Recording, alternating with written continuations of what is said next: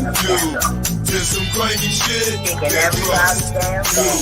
We used to be real cool. Trying to walk. Turned out to be a snake. Trying to We used to be real cool. Did some grimy shit. Can't trust. We used to be real cool. Turned out to be a snake. We used to be real cool. Thinking everybody's damn thing. Did some grimy shit. Can't trust. Whatever happened to my brother's used to be real cool. Turned out to be a slave. We used to be real cool. Did some grimy shit. We used to be real cool. Turned out to be a slave. We used to be real cool. Did some grimy shit. Can't trust. We used to be real cool. Turned out to be a snake. We used to be real cool. Did some grimy shit. Can't trust. Whatever happened to my brother's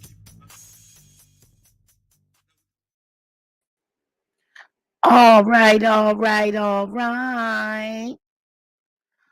What's up?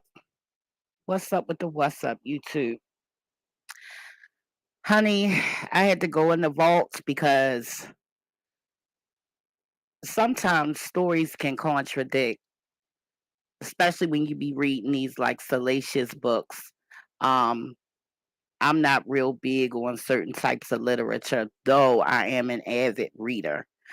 One book that I did not ever think would tickle my fancy is Gene Deal's book, which was written by Life After Gene Deal, Life After Bodyguard and a hip hop star. And he says, we make our place in this life if we're blessed to have a good life. We love, live, and learn. Thank you for God's grace because it has made me the man I am today. God bless me. I won't leave this beautiful place too soon, and I won't be around too late. Thank you for sharing this life with me until eternity. Love you, Big Gene. So those are his acknowledgments. Okay. I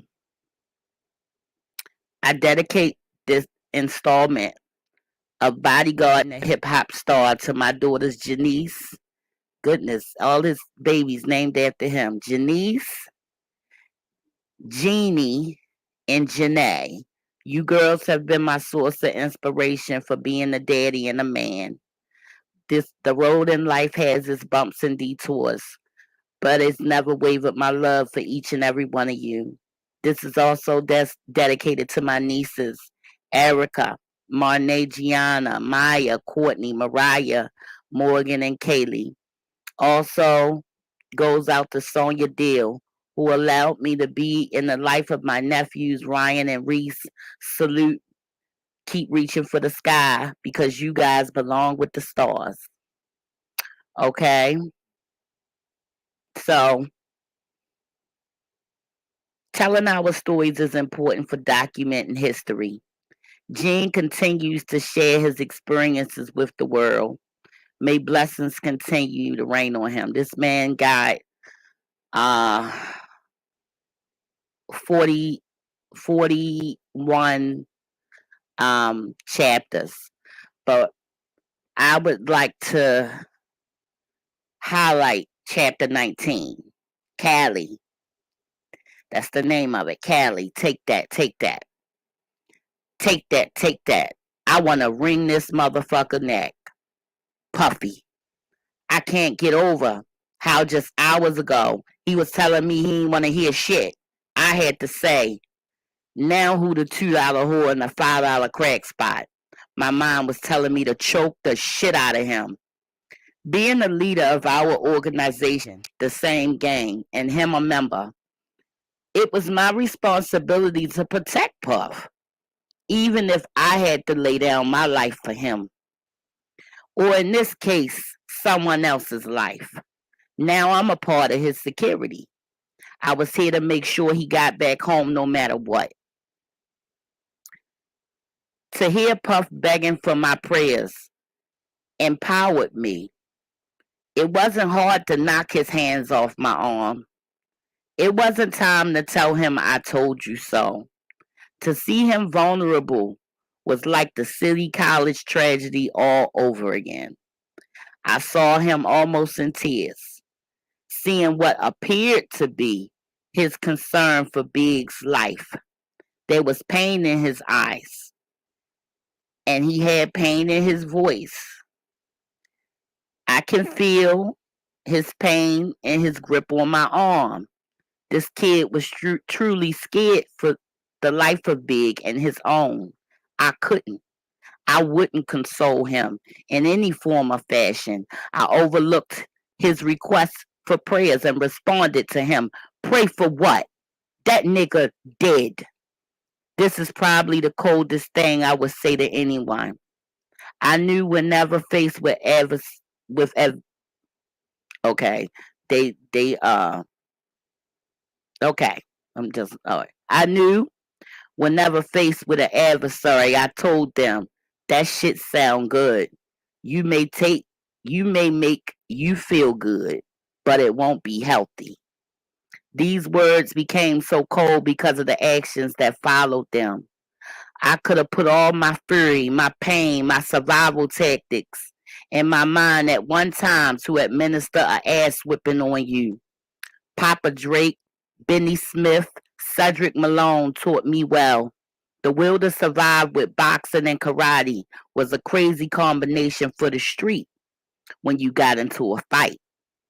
I was here to protect Puff, but because others were in his entourage, I felt the responsibility.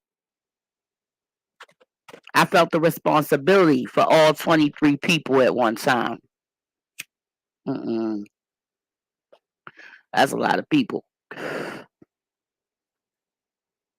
I was not a one-man army, and I knew the largest casualty on the West Coast could have been taken was laying in the room dead from gunshot wounds. He wasn't pronounced dead, but his body language told the truth. I called Chaz Williams, the founder of Black Hand. He and his crew were out at the Soul Train Awards and all the festivities. He left Steve Stout's home where they were hidden. He was trying to make it to the vibe party before we left the museum. Their cars had just made it to the light at Fairfax and Wilshire when those shots rang out. I felt safe knowing Chaz and the Black Hand mob were now at the hospital. If there was going to be any gunplay, I had a team that earned their stripes on the arena, in that arena on the field. Chaz had the perimeter of the hospital well guarded. I was there trying to fill him in on what happened. I could tell by the look of disgust on his face that he knew Puff should have taken heed to the warnings. Paul then abruptly intervened. Gene, we got to get Puff to the airport. We taking him to San Diego. As he walked away, Chaz and I had a bewildering look on our face.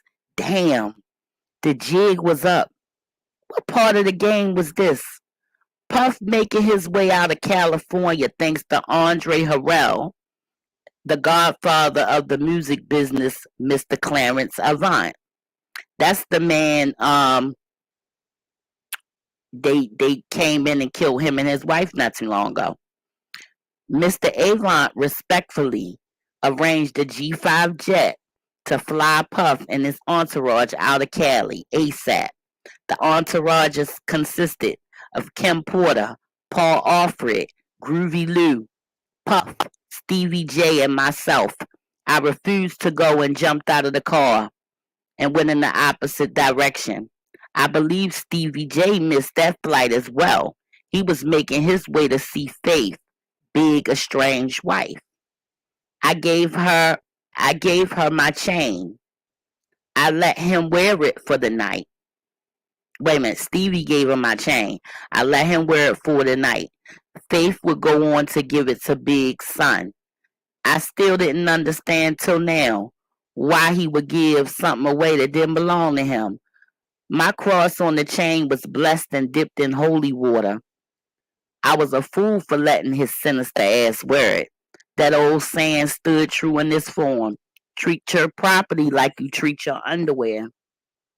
If I have to explain that, I guess you loaning your underwear out.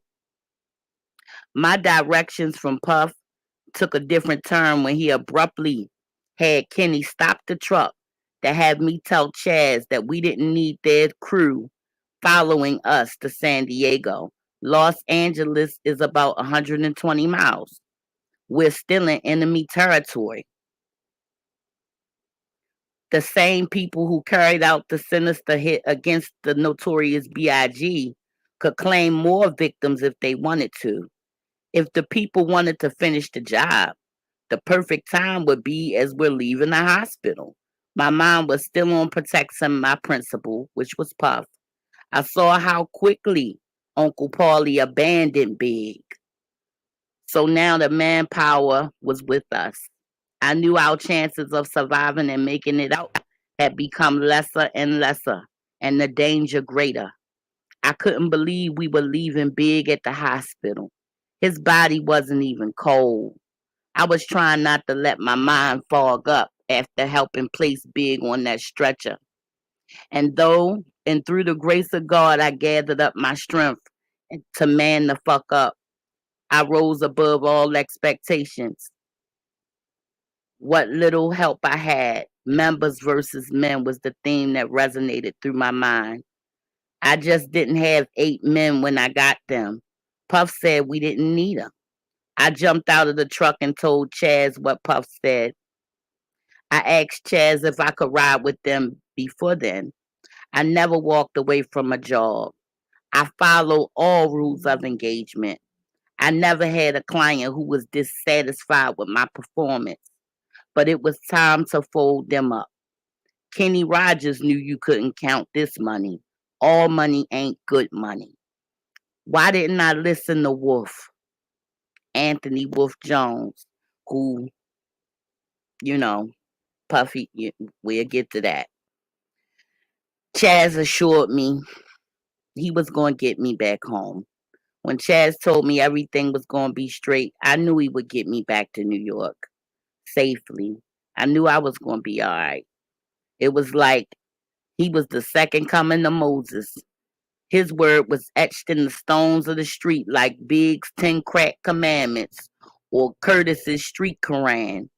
Chaz was the type of brother whose words could have parted the Harlem River. If Puff would have listened to those exact words, this shit wouldn't have happened to Biggie. Now Biggie's laying in Cedar Sinai, his body getting colder and stiffer by the minute. I didn't know what to do at this point. I had retrieved Nene back from Paul. He proved me no matter how fine she was, he wouldn't bust a grape in a wine factory. That's what he called his pistols. He called one of them Nene and one of them Nina. Everybody, talks about that. How when they seen him, he had this pretty. Anyway, Paul was the closest person next to C's who could have got the Biggs killer. Now he's running out of California with Puff. I'm envisioning in my head Paul trying to blame Biggs' friends from Philly for cutting the convoy off at the museum. This was his reason for running down the opposite direction for the shooter. So when Biggie got shot, the security ran the opposite way. Wait a minute. Hold on. Somebody came in here. Y'all gotta excuse me. I'm on my Yo, what up, sis? I'm on the laptop. You know you gotta press when you do this and press when you do that. All this extraness. So I'm doing it from off here. Like I was telling you, sis, I wanted to I hope you still in here. I wanted to make sure before I went back over to Kim Porter, because after, politicking, what I'm saying, with some real hip hop historians, you know what I'm saying? I ain't gonna say no name until they want their name out there, but everybody know I don't fuck with nobody on here. So who else is it? You know what I'm saying? But a true hip hop historian, and as I was talking to them yesterday, something had crossed my mind. Also, Jaguar Wright has spoke on the same thing. Say if you really want to get down to it, you gotta go back. Yo, I think I fell asleep too, sis. It was a shame and a scandal. I went downstairs. I came back upstairs. I like they must have went to sleep. Next thing I know, I'm waking up at 4 o'clock in the morning. Somebody telling me, what I got. What he say? I forgot. He said I did. I don't know. I did something. I don't know. Oh. Why you moving away from me? I'm knocked out sleep. I don't even know he just now laid down talking about somebody moving away from him. It's just too much with that one. At least he wasn't watching them videos again. He was like, you moved away from me. I was like, what? And I sat up and looked at the time and I looked at him and just bust out laughing. I said, don't start no shit with me. You coming messing with me while I'm asleep. Why you always, it's like when he go to bed, he gotta wake me up. So I'm gonna get back to this. After I finish this chapter right here, then we gonna touch on Kim shit. But this right here explains a lot. So like I said, when they shot Big, Little C's and the other guy was close enough to grab the motherfucker. Okay. Like they had a gun, they could have shot him. They was close enough. The security that was with him could have shot him, but the security with his gun ran in the opposite direction. Why? So that he could blame the driver for stopping at the light. And that was what Gene Deal said. That he told him to go through the light, don't stop. He was riding on the side of the car, not the one Big was in, but the one in front. So he was telling the one in the back, come with us, back, you know what I'm saying, cross the light, run the red light. But they stopped at the red light. And that's when Biggie got shot. And the people that shot him was close enough for them to get a good shot. But they didn't. And the security ran the other way. And so Gene Deal is talking about how it's like he's confused. So this what he said. Paul was the closest person next to C's and could have got to Big's killer. Now he running out of California with Puff. So that as soon as Biggie died, they say we out. They called the Godfather Clarence Avant. They called the man that run everything. They called Mr. Avant. Mr. Avant got him a plane. Him and Andre Harrell got him a plane to get out of there ASAP. All he gotta do is drive 120 miles to the airport and he's gone. So he said they was the closest thing and they could have got the Biggs killer. Now he running out of California with Puff, and I'm envisioning in my head Paul trying to blame Big's friends from Philly for cutting the convoy off. This was the reason for him running down the block in the opposite direction of the shooter. I always knew that shots fired would separate the men's from the boys. D-Rock, Lil C's, and a few of Big's management teams are still at the hospital. I don't know if they're going to be safe this time. Kenny jumped back in Puff's vehicle. The police would now make Big's vehicle a crime scene. Puff had traded places with Kurt Russell, the character Snake in Escape from LA.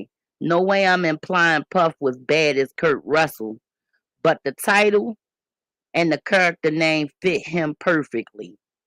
Puff was taking all the security to ensure his safe passage out of LA. With Chaz and the Black Hand crew, I headed back to the Beverly Hills Hotel where Puff and I were staying.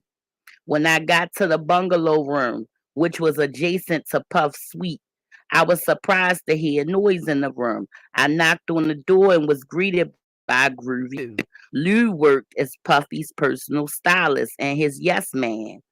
Puff left all his belongings, even his jewelry, worth about $1 million, so I understand them doubling back. I watched and helped Groovy Lou pack all the Puffy stuff. When I noticed him packing the overnight bag Sally Richardson left, the leopard silk print nightgown, and other things, it seemed she just ran out and said, fuck everything. I knew Kim wouldn't have appreciated another woman's overnight belongings that Lou assumed was hers. Kim and Sally both sat at the same table at that vibe party. Kim didn't know Sally was playing the role of Mary Magdalene the night before. If Kim would have known, she would have been this. She would her table would have been the Last Supper. So I stopped them from making a grave mistake. I threw everything in the garbage. Rest in peace to Mr. Avon. Yes, they killed that old man. I just now said that they killed him and his wife. I wonder what that shit was about. Now everybody's headed to the airport. Wait, yeah. Everybody headed to the airport. I didn't ask if they was waiting outside or if San Diego was still in the plans to get Puff out. I knew the notorious Big Spirit. Listen to this. This is sad. I knew that Big Spirit would be set on the West Coast. Some songs on his album were not yet released at the time. Going Back to Cali was one of them. Now, California will be Big Soul resting place now. The Brooklyn natives, deaf in the city of Los Angeles, have to hold his spirit even though his heart and love belonged in New York. California would put claims as the eternal resting place of the notorious B.I.G. due to his death in the streets of Beverly Hills. His spirit leaving his earthly form had begun using Homer's map as a travel guide to the afterlife. So him professing his love for California and dying in Beverly Hills will allow her bosom to welcome him forever. It was one of the saddest days of my life. God gave me the foresight, and I knew one of us would die tonight. After telling Puff and Big that I had information about someone coming to kill us, they disregarded me. There wasn't enough manpower, there wasn't enough guns, and there wasn't enough common sense to stay our ass away from that party. See, going anywhere the streets of LA was like being in a Black Forest jungle. Survival only goes to the fittest. And we all knew Big wasn't fit to go anywhere. Prior to the event, Big was using a wheelchair to get around. Leaving Big's entourage at the hospital was as low as you could get. Now I'm being left at the hotel. Groovy Lou left Chaz and the Black Hand crew was gone. For the first time, I was alone in the hotel room since the killing of Big. I secured the room, pushing the furniture against the doors and the mattresses against my window. I sat in the chair, rebuking the prettiest angel of them all. The devil tried to use my tears as a sign I failed Big. The voices rang out subconsciously. You let all the players know and you still couldn't stop it. You let them kill Big. You should have protected Big. I started to see Big smile, which was like watching a fat kid enjoying a large piece of cake. I fell off the chair and fell on my knees crying, actual genuine tears. I couldn't stop crying. There was no one to hand me a towel to wipe them away. I could hear the Big song Hypnotized playing in my head, just as it played about 20 times at the Peterson Museum. It kept playing in my head, kept ringing in my ears, just like I heard Puff screaming at Kirk since Thursday. You go. Big ain't going nowhere. I knew I had to open up the heavens. What he's talking about is Biggie was not supposed to be in LA. Biggie was supposed to be in London. And he told Kurt Burrows, who was the CEO, Biggie ain't going to London. Biggie going to Cali. Kurt Burrows tried to stop that trip. Anybody with sense, anybody that was around doing the East Coast, West Coast bullshit knew. It wasn't so much the entertainers. They knew it was some fake shit. But the people had took sides. And if you lived on the West Coast at that time, that was the side you took. Especially if you lived in New York. You was East. I remember being in Baltimore. I was a teenager, but I knew I was in the East Coast. The whole country had picked sides for real. Let's go. Crawling on my knees, as all sinners do in times of distress, I called up the word. I grew up on the word. I knew the word. Finding the word wouldn't be a problem because I knew in my time of refuge he would be there. The word was God. God is the word. Our Father who art in heaven, hallowed be thy name. Thy kingdom come, thy will be done on earth as it is in heaven. Give us this day our daily bread. And forgive us our trespasses as we forgive those who trespass against us. And lead us not into temptation, but deliver us from evil. For thine is the kingdom, the power, and the glory forever and ever. Amen. Now, Gene Deal kind of messed up when he got to the, on earth as it is in heaven. It got kind of, so I had to step in for him and, do my thing. You know what I'm saying? Holy Trinity ain't, grandma and them, got to know how to pray. However, Addie Deal's voice said this prayer. He thinking about his grandmama. The Lord's prayer would open up the heavens and allow God to hear my soul cry out for comfort. I fell asleep right there on the floor. For a few hours at peace, God had wrapped me in his grace and helped me make it through. I was a firm believer in a new day. And though it wasn't a new day fully, I knew God would help me make it through. I woke up from a 2-hour deep sleep. I felt as if I was asleep for a week. I got on my phone and began to call. I could go back to St. Louis. And then he called back to St. Louis, and then NY only 2 people answered him out of 10 calls. My early morning support system was no support at all. The 2 people that answered were from New York, and the news hadn't been released yet. Slick picked up on the phone immediately and said, "One of the niggas got shot, huh? Did this dude have a crystal ball?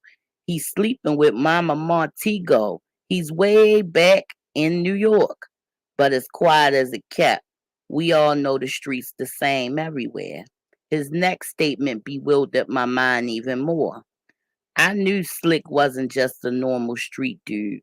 He was blessed with an intuition only few people have. It wasn't only street and industry things Slick knew about, relationships, life situations were also his specialty. If I was speaking like one of my elders, I would have said, the dude must have been here before. My family say that about me. My brother Slick was a life coach before the term was even known. Slick said, "What happened? Did they kill Big?" This brother just read my mind. Had the news made it to New York media? I had the channel and nothing was released on LA. Slick, what the fuck, bro? How the fuck you knew it was Big? He said, "Because, nigga, you was with Puff. Now get your ass home." He hung up the phone. Slick was never the one to brain wrestle with you. He was always straightforward to the point. Fuck you and feed you beans. Love him or hate him, he was the real Harlem Streets. I sat there holding the phone after the brother hung up. I was stuck on stupid. I had to call somebody in New York to find out if Big's death made it to the news. I called home, no answers. I called my close friend Yvette. I called Shay. If anybody knew anything, it would be Shay. She was in our crew. Natalie and Toy could always be counted on to help make the parties, block events, bus trips go smoothly. Shay was a young lady ready to hang out. I could call her and she would come to the concert, chill with Big and Junior Mafia. Yeah, she would smoke with the best of them. Shay represented Slick and the family to the fullest. I was shocked when she picked up. I had just spoken to her hours before going to the vibe party. She was one of the people I spoke to when I called the payphone on 112th and 8th down on the downtown side. That was the known block headquarters phone. Sean picked the payphone up. Shay was right there, as if she was the secretary waiting to place the call. She was there when it rang and told Slick I was on the phone. Slick came to the phone. When Shay and I were speaking about the 112th Street No Fear Posse's alleged drug arrest, I told Shay how I just left California when Jim Ice, AD, and Jerome with the rest of the 112th Street No Fear Posse was arrested in 96. Shay was telling me before Slick came to the phone that someone had got shot down there earlier. I was wondering who, because everybody was locked up. It was funny how the police lied and made up how they earned the name No Fear. Especially, it's especially funny because a member of law enforcement that was on the 112th Street basketball team made up the damn name. Ain't that some shit? The police was the one that made up the name and then said they got the name by damn. I remember it like it was yesterday. 80 and I was driving the car going to put in the sneaker and t-shirt order for the championship game. On the 112th Street No Fear gang was David Kane, Red Archery, Mao, the Twins, Otto, Jim Marsh, Tone, Skywalker, and yours truly, me, Big Gene Deal. It was the Kingdom Championship, winner takes all. This time I couldn't get paid like the players. I was considered a boss now. I wasn't on the payroll. But what did I do was give 112th Street Posse the name No Fear. I also designed those shirts with all the brothers that passed away. Most of them died in the streets. I put on the t-shirts No Fear in large writing. It is now complimented in the streets. Well, let the Pop 14 100 Street team know we had no fear. Let me say we whipped the X-Men ass that day. 1, 2, 3, no fear. The police would go on, use the name, claiming it came about from a reign of terror police had placed on the streets. This was a bold-faced lie. It came from a parole officer in a car looking at a window of a car that had a sticker saying no fear. I told AD I'm going to put that on the shirts. The rest is street law and folk history. So now I'm listening on the phone to Shay, who never spoke much about street politics. Didn't mean she ain't know. She knew men, never liked loose lips speaking on the street. You had to be in a certain position to navigate that body of water. After Shay told me about the shooting, Slick was right there, grabbed the phone, and told me not to go to the vibe party. This was after I told him Puff told me I ain't had to go. So for me to take this second call, he already knew Big was the one dead. Pushed my brain into limbo. I thought it had to be on the news if somebody had said something to me. So this call I made to Shay, who assured me nothing made it to the news, unsettled me. Shay, hearing it for the first time, brought out an unfamiliar sound from her. I never heard her cry. She was the type of girl that can roll and smoke with the best of them. I was just smoking with him before his accident in Philly. I remember the time because it was the same place Big was exercising his kung fu grip on Face Net. Shay's voice sounded hysterical through the phone. She keeps saying over and over, Big. They killed Big. Not Big. It was too much. I got off the phone upset at myself for having to be the bearer of bad news. Guess you could say loose lips sink ships. Say hello to the bad guy. Chaz kept his promise. I was on the next red eye going back to New York. I left. We all went to dinner at the steakhouse. I don't remember his name, but I remember the flavor. Everything infused with garlic. The best meal I had in LA. Aunt Kizzy's Black Porch Soul Food. In the infamous words of MC Hammer, can't touch it. I made sure it was no leftovers. Only thing missing from this meal was a Welch's grape soda. I ate it like it was the first good meal and a runaway slave was ever given after escaping.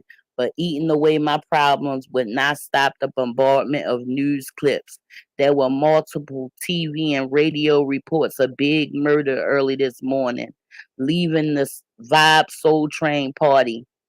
Everyone was talking about the rapper Biggie Smalls, the notorious B.I.G. This is what I'm seeing and hearing on the monitors walking through the LAX.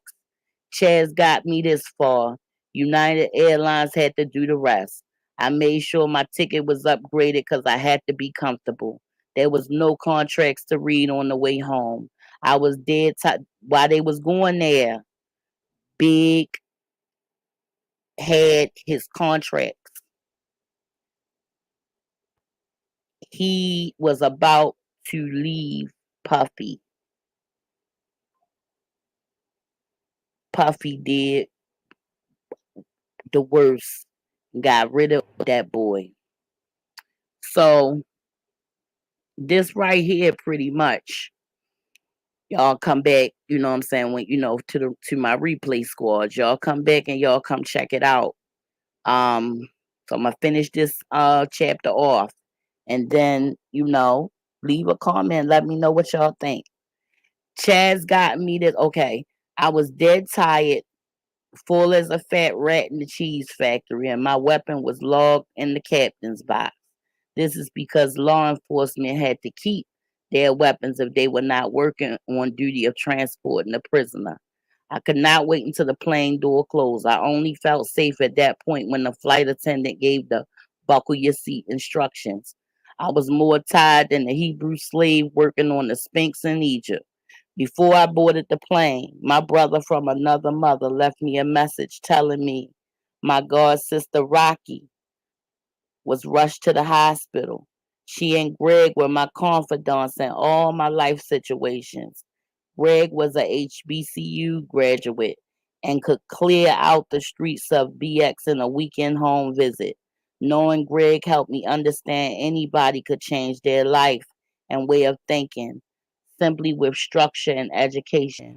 Now Rocky was fighting for her life.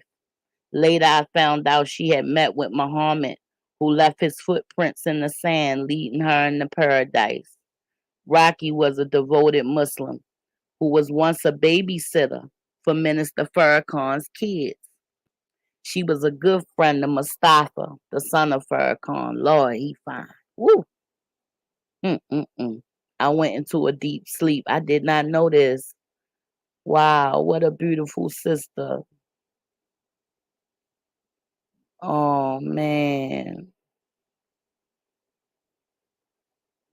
Mm-mm-mm. Inna Allahi wa inna Allahi rajiun, sister. I was lost in a hypnosis while Big Hypnotized was playing back to back in my mind. Zeus couldn't get it out my mind with all the gods' help from Olympus' highest peak. Morpheus came forward, and in his presence, I was out like a scout on a new route. I hope I'll wake up and this'll all be a dream. I know that feeling. That in this will be no juicy news for the magazine. In the dream world, I had no control of what scenarios played in my mind. It's Darnell's party, and I'm attending with our team. Darnell is the leader of the motorcycle club, the Regulators. He owned the warehouse that was Nas' homeboy who shot Heavy D, Eddie F's brother, in the stomach. This would be my first lesson in security. Never listen to promoters about security. I'm at the bar celebrating with friends when I get abruptly disturbed by Slick. Yo, Gene, come here. He was leaning against the wall with a familiar face. The last time I saw this gentleman, he had warned me that someone went through the kitchen of the restaurant without being searched at the New Year's Eve party at Sweetwater's. I was doing security at the door, and trust me when I say everyone was searched. This was a same gang function with Nine Finger Supreme from the Boogie Down Bronx. Noah and I were the only security they would pay for. So we covered the front door of the club. The club had its own security. I searched every individual that walked through that door. After every search, I was ready to share a cigarette with a person. Even the women would submit to a search to get into a party. Seeing Lou there at the New Year's Eve party was strange. One thing I knew from being around Slick, we always stood close on days like Halloween, 4th of July, and New Year's. We didn't party or hang out unless we was on our block. So seeing a gangster like Lou at a party was alarming. Lou, what's up? I searched him and he said he had already started to relinquish the gun to me. Hold this for me, Gene. I need you to stay close. What's up? I responded. Cause dude got a gun up in there. There was nowhere in God's green earth anybody got past me, male or female. I searched for any sort of weapon by today's standard. A search like I did would have me in court for forcible touching or sexual misconduct. I'm thinking Lou just wanted his gun back. Then he quickly said with no hesitations, Bro, motherfuckers came through the kitchen. Now, early I was aware of the back door leading to the kitchen being the only way. I thought the kitchen staff for the club security wouldn't permit no one to walk through that way. About the time Lou came, the doors was closed. He was given entrance because of his street status and relationship with my god brother. So as soon as I heard what he said, I turned on the club's overhead lights. The first switch was on, second switch was on, but when I reached for the fourth switch, a loud bang shot out. I hit it back. I handed Lou back his weapons and ran where I could smell the gunpowder and smoke in the air. On the floor lay a black young man bleeding from the head from the bullet wound. Some ignorant son of a bitch affects us all with the beef they had. Did he even think when he came to killing this young man, he killed most of the people's dreams of ever celebrating on New Year's again? That that the loud sound of gunshot will haunt for the rest of some people. The smell of gun smoke and the scene of that boy laying there. You know the devil just don't give a damn. You find out if you living you find out if you keep living that the devil is in the details. He uses whatever he could to get over it. Keep your grass cut low and your enemies close so you can see the serpent sliver. I later found out that the young man lying lifeless had been hiding in Cleveland, Ohio. The opposition had been looking for him over street beef. This was his first night out, and he only been in town for the weekend. I found out that night you can run, but you can't hide from the streets. The streets always talking. Now the same face is looking at me, walking across, walking towards him and Slick, leaving my space at the bar with a little to no consequence. I'm at the club on 106 and 2nd Ave on the east side known as Spanish Harlem. I live less than a half a block away. This is my people's party, my people's club, my neighborhood.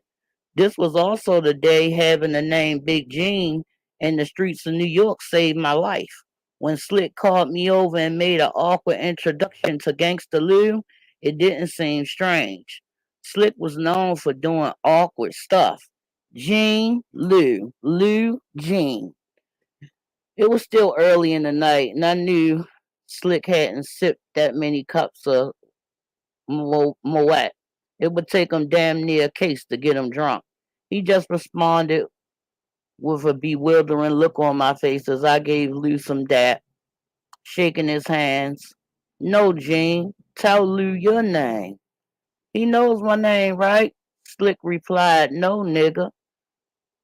No, wait. No, Gene, tell Lou your name. He knows my name. Slick replied, no, nigga, tell Lou your name and what you do. Come on, man. Lou knows what I do, right, Lou? He said, yeah, you a CO. I corrected him. Nah, bro, I'm a PO. He said, tell him your name. I said, Gene P.O. Deal. When Lou heard my name, he put his head in his chest, looking downward, shaking his head back and forth. I looked at Slick, and his response was, Gene, I'll talk to you later. This was usually a quote he would make when he wanted me to leave the block. I said, Negro, that's all you wanted? I went to the bar. I looked back, and it appeared Lou was agreeable, shaking on something. In a yes motion, I heard Slick say, you have to eat one, right? I did not know till later during the federal drug investigation I was targeted to be murdered by one of the murderous drug gangs, the Lynch Mob. It was when Unel from Yonkers came to the block 2 weeks in custody on federal charges for conspiracy to sell and distribute cocaine. He was the reason the regulators crew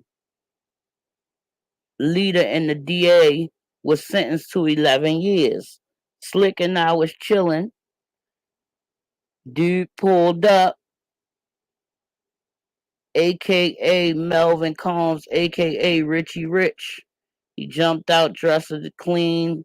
As he walked our way, all I heard was, Slick, this nigga here? And the dude say, nah, that's my people.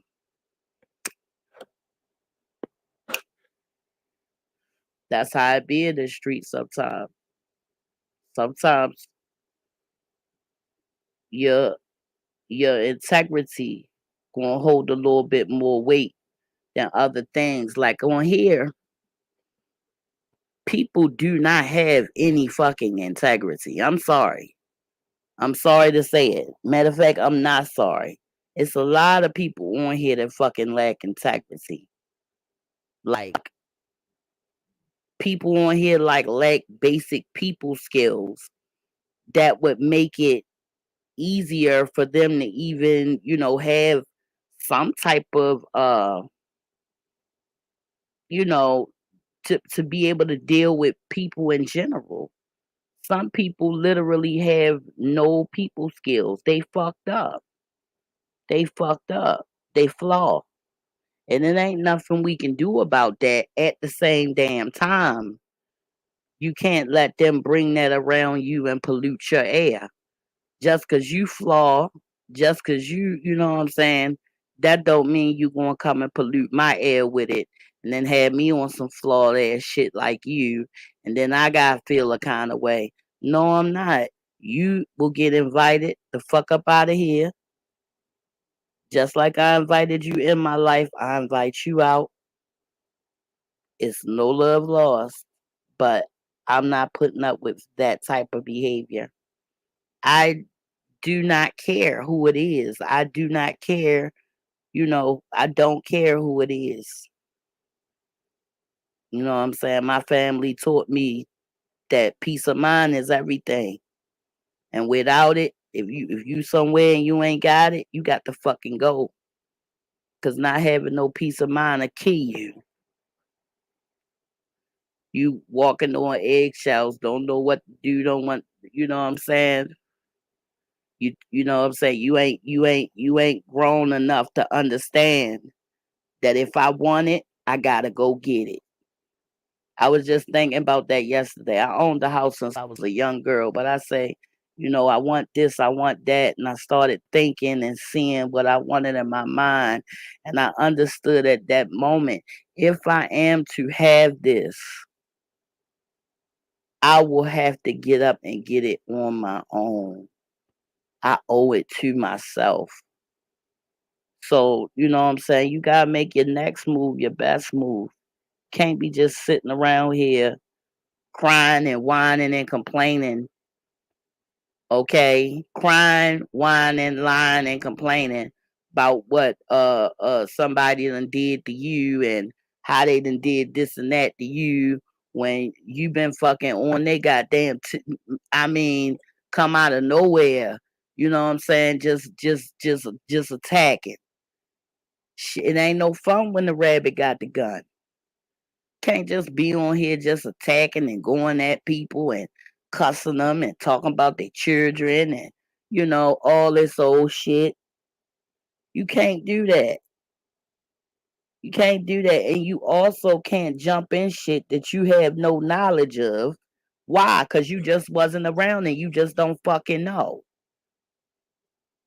And it ain't my job to correct you if you got your facts fucked up. It's your job to go and look for the proof. It's your job to make sure that you're not selling fiction. It's your job to make sure that your statements are steeped in fact. It is not your job, okay, to try to line yourself up with and be in lieu with other people who you believe to have some type of credibility or integrity. And then when you see them and they take off that mask, they have no integrity. They have no morals. They have none of that. They're void. You know, after you see them for what they are, you can't get mad at them no goddamn more. You better get mad with you if you still dealing with that shit.